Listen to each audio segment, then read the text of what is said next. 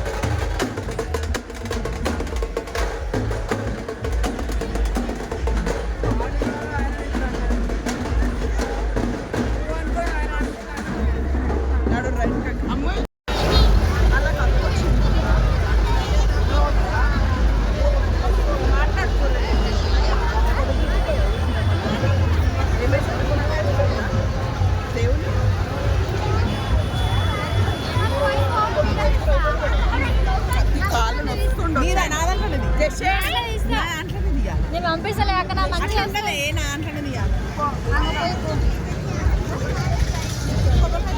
ఇట్లా తీయ